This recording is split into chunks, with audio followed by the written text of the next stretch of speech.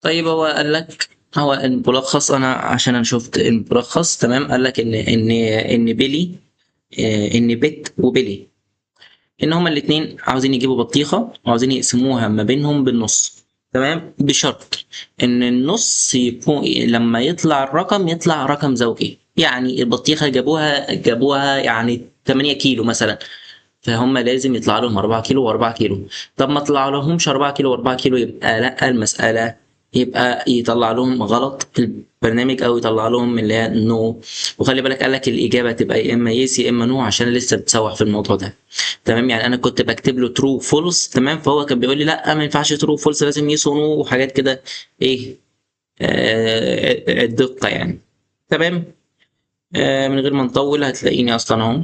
تمام، لسه هنشرحه برضو. ماشي. يلا بسم الله الرحمن الرحيم. قرب كده بتاع ده شويه. طيب دلوقتي هنبدا اهو. خلي بالك عشان انت ما ينفعش تقول له مثلا سي اوت انتر عدد الكيلو. تمام. على فكره الميزه في كود فورسز برضو انك انت تقدر تجرب هنا، وده احسن لك بكتير احسن. يعني دي ميزه حلوه تمام، بس اوكي. المهم، قال لك ما ينفعش تطلع لي سي اوت. انا مش عاوز منك سي اوت تعرفني انا هعمل ايه، انا عارف انا هعمل ايه، بس جهز لي الحاجه على طول.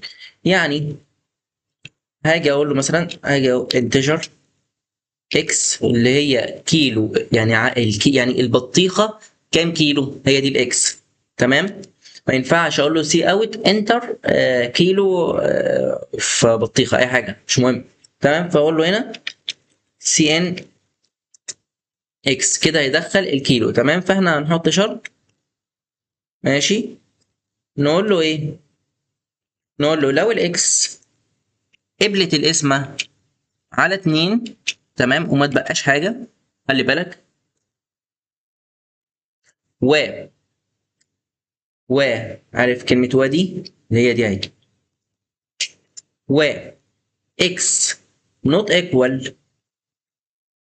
equal الاتنين. تمام، فانت هتعمل ايه؟ هتطبع لي سي اوت يس. طيب else الهري ده هتعمل لي سي اوت نو بس.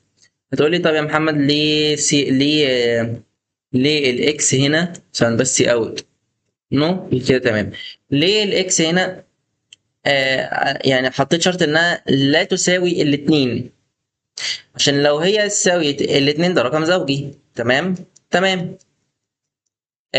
ولكن لما يتقسم على اتنين، اتنين على اتنين فيها الواحد، واحد ده رقم فردي. اوكي بس كده. طيب هتعمل ايه بقى بعد كده عشان تعمل سبميت؟ هتاخد ده كده كنترول سي، هنروح على النجمة بتاعتنا. طيب ركز، هنروح على السبميت هنا اهي، نقف عليها ماشي، شايفها؟ هنيجي هنا ندخل الباسورد الكود بتاع المشكلة، وخلي بالك تختار اللانجوج اللي انا مختارها دي. تمام. وهنيجي نحط المشكلة بتاعتنا، تستنى لما يعمل سبميت. تمام. تعال نشوف ايه اللي حصل. قال لك accepted.